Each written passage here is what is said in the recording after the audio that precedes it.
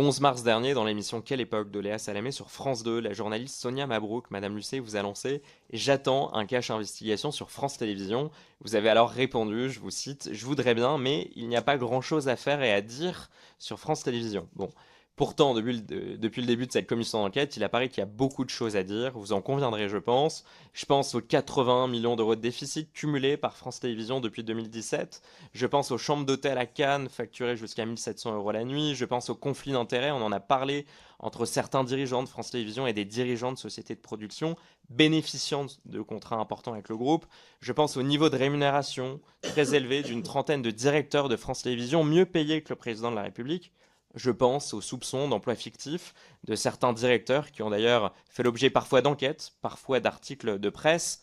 Je pense à l'hyperconcentration des contrats de production aux mains de quelques sociétés qui bénéficient de centaines de millions d'euros d'argent public par an. Je pense aux entraves qu'on subit dans le cadre de cette commission d'enquête pour réclamer des documents critiques que France Télévisions a pourtant l'obligation légale de nous fournir.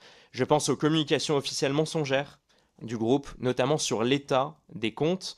Je pense aux pressions d'un ancien président de la République qui est intervenu dans le processus de nomination de Delphine Ernotte en rupture totale de la loi avouée par le même président du CSA en 2015. Je pense aux enregistrements des auditions des candidats à la présidence de France Télévisions lors de la première nomination de Delphine Ernotte en 2015 qui ont disparu selon le CSA.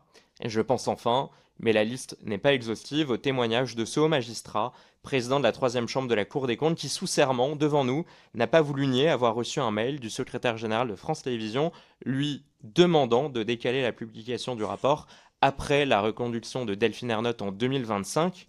Et nos travaux, vous le voyez, ne sont pas terminés. On a encore une trentaine d'auditions à réaliser.